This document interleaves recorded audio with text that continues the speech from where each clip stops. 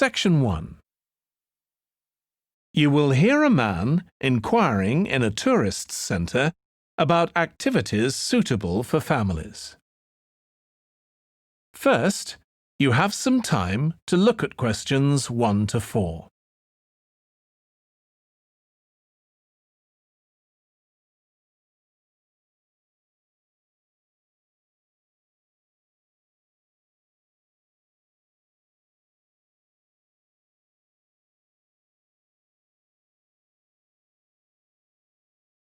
Now we shall begin. You should answer the questions as you listen because you will not hear the recording a second time. Listen carefully and answer questions 1 to 4. Hi, can I help you?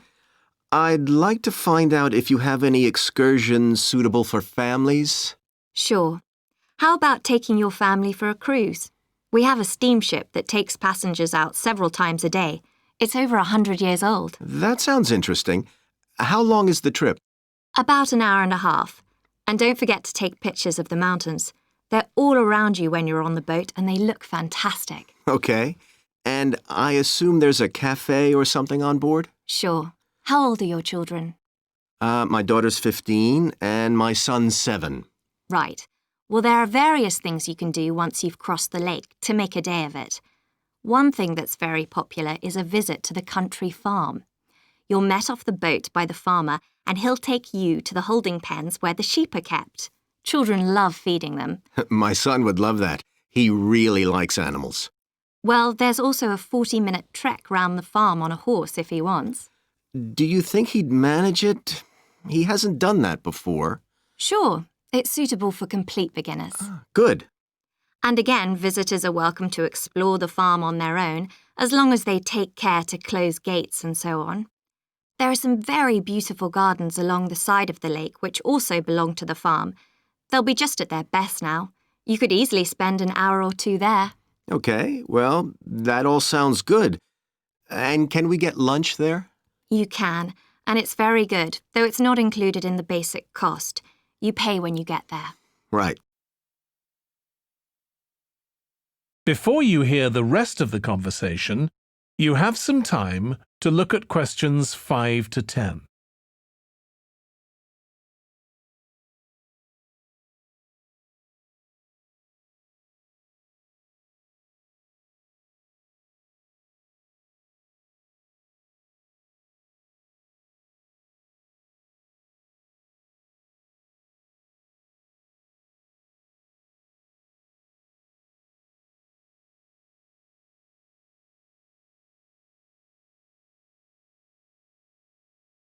Now listen and answer questions 5 to 10. So, is there anything else to do over on that side of the lake? Well, what you can do is take a bike over on the ship and then go on a cycling trip. There's a trail there called the Back Road. You could easily spend 3 or 4 hours exploring it, and the scenery's wonderful. They'll give you a map when you get your ticket for the cruise. There's no extra charge. What's the trail like in terms of difficulty? Quite challenging in places. It wouldn't be suitable for your 7-year-old. It needs someone who's got a bit more experience. Well, my daughter loves cycling, and so do I, so maybe the 2 of us could go, and my wife and son could stay on the farm. That might work out quite well. But we don't have bikes here. Is there somewhere we could rent them? Yes, there's a place here in the city. It's called Ratcheson's. I'll just make a note of that. How do you spell it? Ratchesons.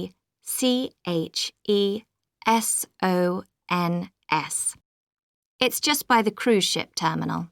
Okay. You'd also need to pick up a repair kit for the bike from there to take along with you, and you'd need to take along a snack and some water. It'd be best to get those in the city. Fine. That shouldn't be a problem. And I assume I can rent a helmet from the bike place. Sure, you should definitely get that. It's a great ride, but you want to be well prepared because it's very remote. You won't see any shops round there or anywhere to stay, so you need to get back in time for the last boat. Yeah. So what sort of prices are we looking at here? Let's see. That'd be 1 adult and 1 child for the cruise with farm tour. That's $117, and an adult and a child for the cruise only, so that's $214 altogether. Oh, wait a minute. How old did you say your daughter was? 15. Then I'm afraid it's $267 because she has to pay the adult fare, which is $75, instead of the child fare, which is $22. Sorry about that. That's okay. So how do we find out? That is the end of section 1. You now have half a minute to check your answers.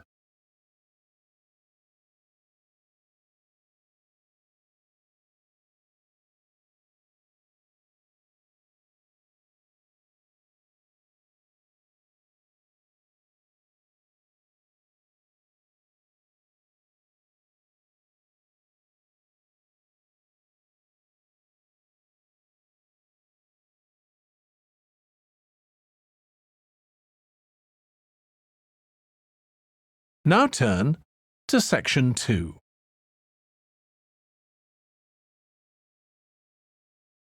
Section 2. You will hear a restaurant manager talking to a small group of new staff who are starting work as kitchen assistants in a restaurant. First, you have some time to look at questions 11 to 16.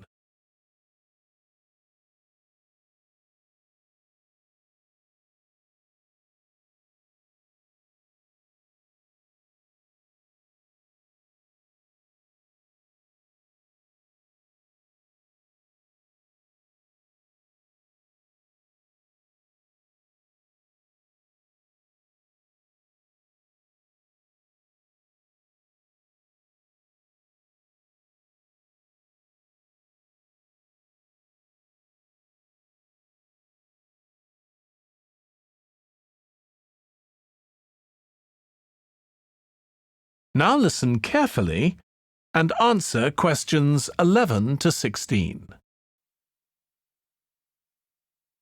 Good morning, everyone. My name's Joy Parkins, and I'm the restaurant manager. And I understand that none of you have had any previous experience as kitchen assistants.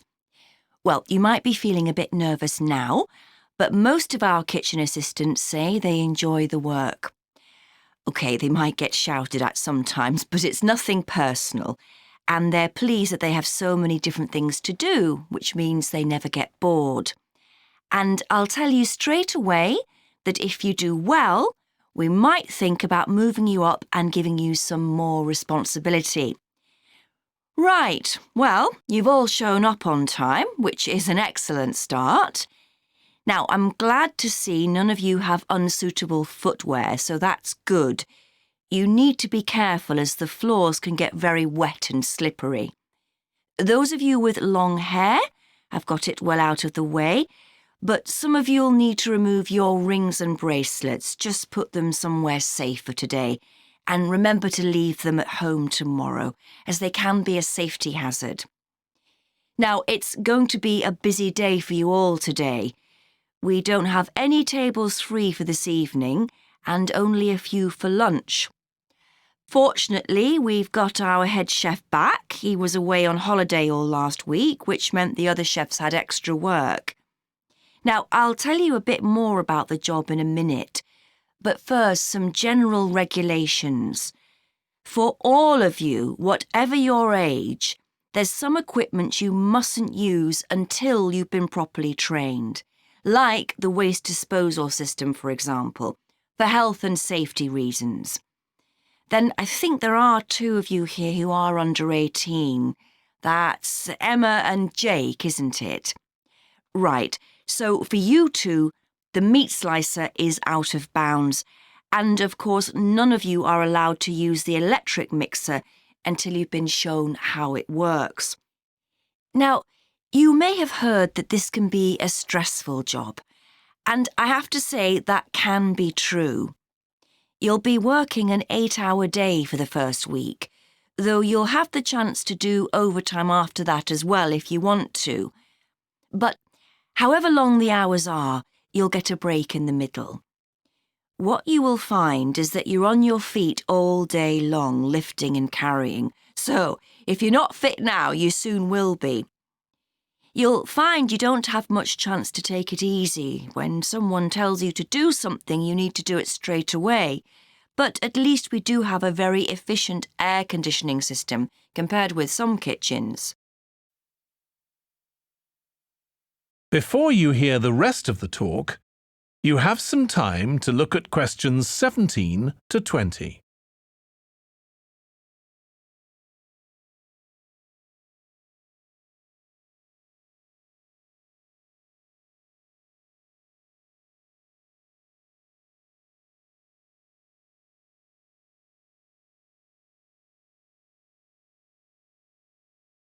Now listen and answer questions 17 to 20.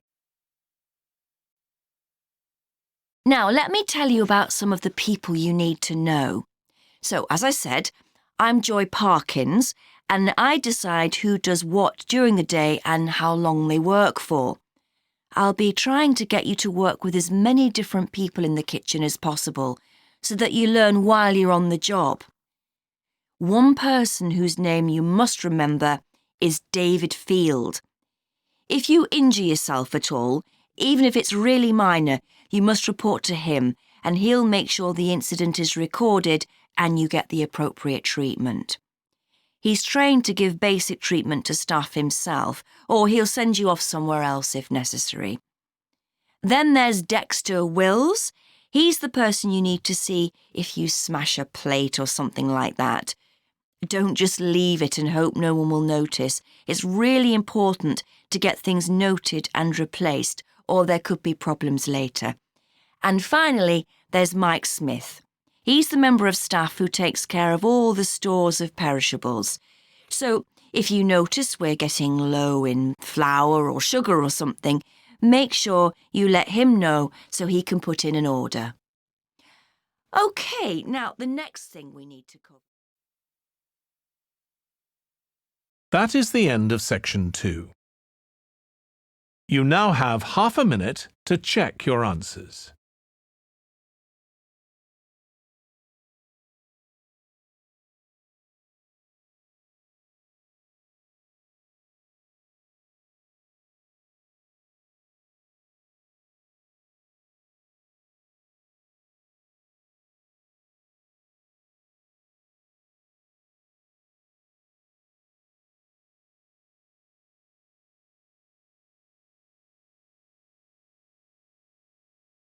Now turn to section 3.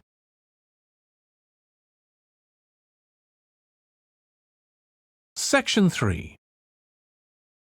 You will hear two students called Trudy and Stuart, who are both studying to be librarians, discussing a paper that they are going to write together.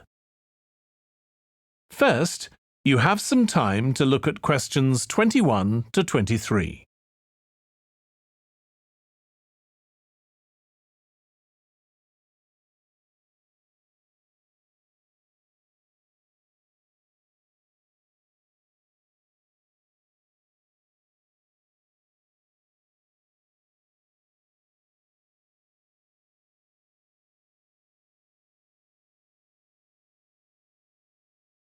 Now listen carefully and answer questions 21 to 23. OK, Stuart, we need to start planning our paper on public libraries. Have you thought of an angle yet? Well, there's so much we could look into. How libraries have changed over the centuries, for instance, or how different countries organise them. What do you think, Trudy? Maybe we should concentrate on this country and try and relate the changes in libraries to external developments, like the fact that far more people can read than a century ago, and that the local population may speak lots of different languages. We could include something about changes in the source of funding too. Yes, but remember we're only supposed to write a short paper, so it's probably best if we don't go into funding in any detail. Right. Well, shall we just brainstorm a few ideas to get started? OK. We obviously need to look at the impact of new technology, particularly the internet. Now that lots of books have been digitalised, people can access them from their own computers at home. And if everyone did that, libraries would be obsolete. Yes. But the digitalised books that are available online for free are mostly out of copyright, aren't they? And copyright in this country lasts for 70 years after the author dies. So you won't find the latest bestseller or up-to-date information. That's an important point. Anyway, I find it hard to concentrate when I'm reading a long text on a screen. I'd much rather read a physical book. And it takes longer to read on a screen. Oh, I prefer it. I suppose it's just a personal preference. I expect the libraries will go on evolving in the next few years.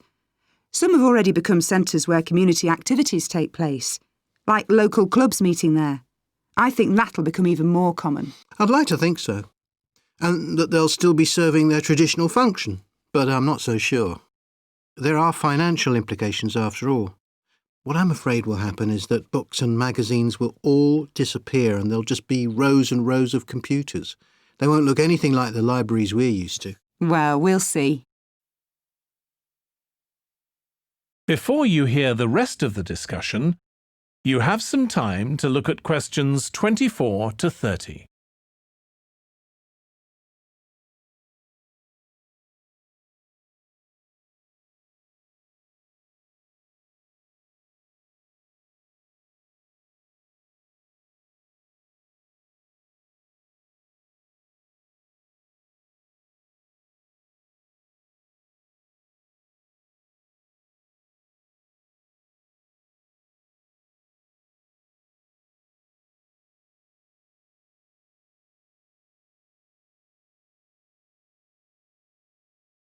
Now listen and answer questions 24 to 30.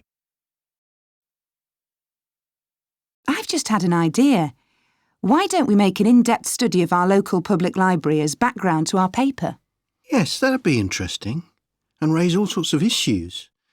Let's make a list of possible things we could ask about, then work out some sort of structure. For instance, we could interview some of the staff and find out whether the library has its own budget or if that's controlled by the local council. And what their policies are. I know they don't allow food, but I'd love to find out what types of noise they ban. There always seems to be a lot of talking, but never music. I don't know if that's a policy or it just happens. I've often wondered. Then there are things like how the library is affected by employment laws. I suppose there are rules about working hours, facilities for staff and so on. Right. Then there are other issues relating to the design of the building and how customers use it, like what measures does the library take to ensure their safety? They'd need floor coverings that aren't slippery, and emergency exits, for instance. Oh, and another thing, there's the question of the kind of insurance the library needs to have in case anyone gets injured. Yes, that's something else to find out. You know something I've often wondered? What's that? Well, you know they've got an archive of local newspapers going back years. Well, next to it, they've got the diary of a well-known politician from the late 19th century. I wonder why it's there. Do you know what his connection was with this area? No idea. Let's add it to our list of things to find out. Oh, I've just thought. You know, people might ask in the library about local organisations like sports clubs. Well, I wonder if they keep a database or whether they just look online. Right. I quite fancy finding out what the differences are between a library that's open to the public and one that's part of a museum, for example. They must be very different. Then something else I'd like to know is... That is the end of section 3. You now have half a minute to check your answers.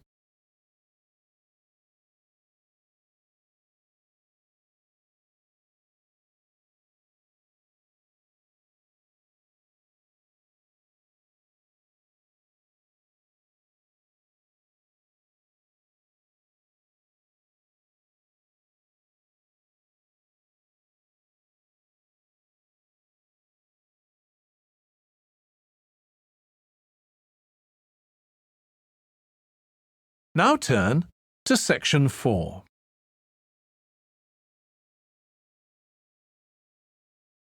Section 4. You will hear part of a lecture for business students about business values. First, you have some time to look at questions 31 to 40.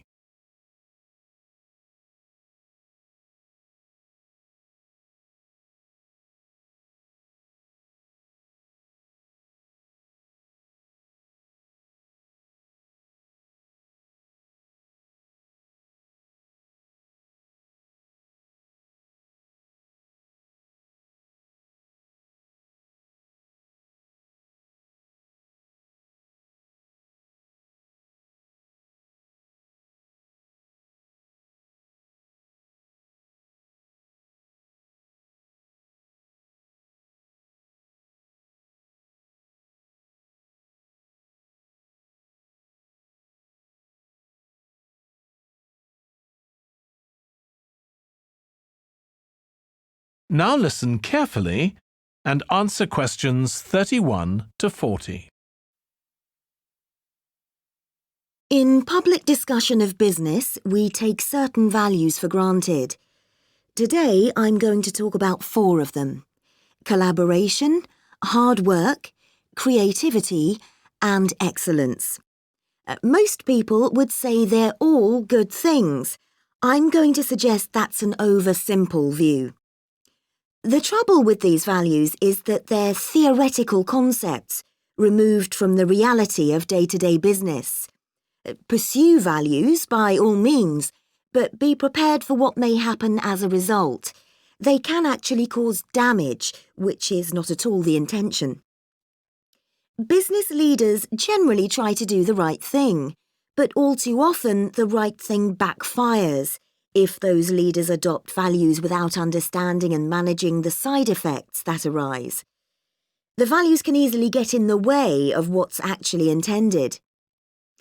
Okay, so the first value I'm going to discuss is collaboration. Let me give you an example. On a management training course I once attended, we were put into groups and had to construct a bridge across a stream using building blocks that we were given. The rule was that everyone in the team had to move at least one building block during the construction.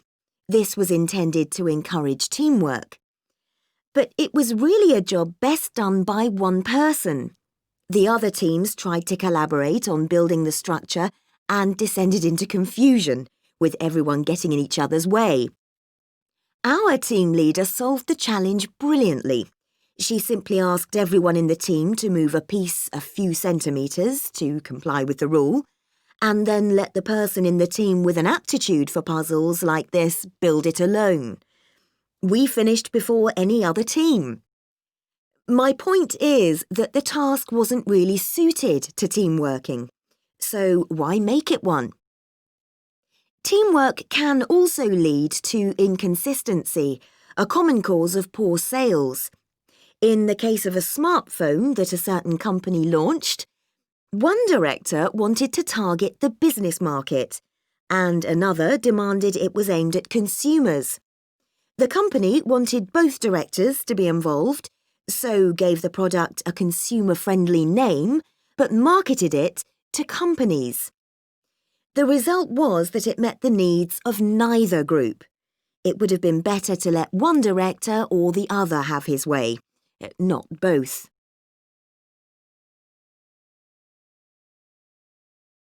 Now, industriousness, or hard work. It's easy to mock people who say they work hard.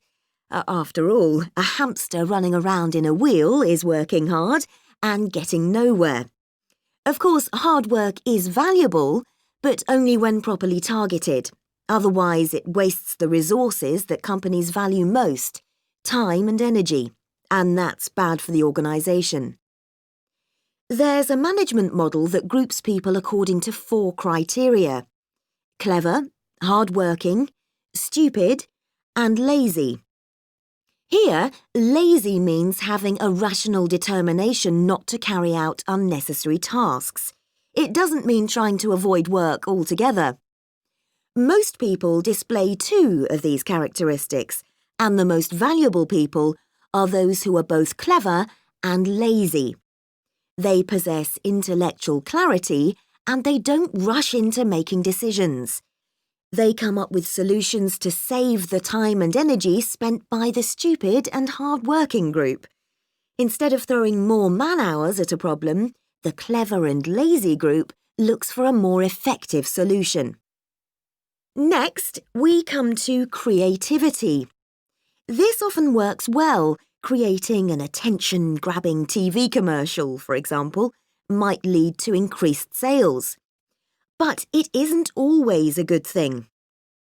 Some advertising campaigns are remembered for their creativity without having any effect on sales. This happened a few years ago with the launch of a chocolate bar. Subsequent research showed that plenty of consumers remembered the adverts, but had no idea what was being advertised. The trouble is that the creator derives pleasure from coming up with the idea and wrongly assumes the audience for the campaign will share that feeling.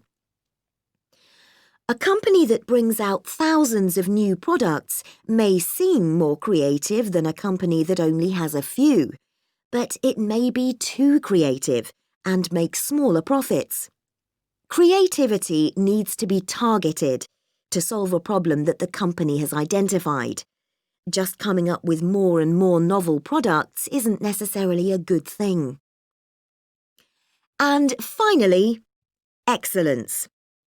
We all know companies that claim they strive for excellence, but it takes a long time to achieve excellence.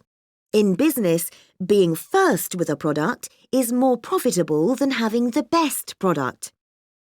A major study of company performance compared pioneers, that is, companies bringing out the first version of a particular product, with followers, the companies that copied and improved on that product. The study found that the pioneers commanded an average market share of 29%, while the followers achieved less than half that, only 13%, even though their product might have been better. Insisting on excellence in everything we do is time-consuming, wastes energy, and leads to losing out on opportunities. Sometimes second-rate work is more worthwhile than excellence. Make sure it's excellent sounds like a good approach to business, but the just get started approach is likely to be more successful. That is the end of section 4. You now have half a minute to check your answers.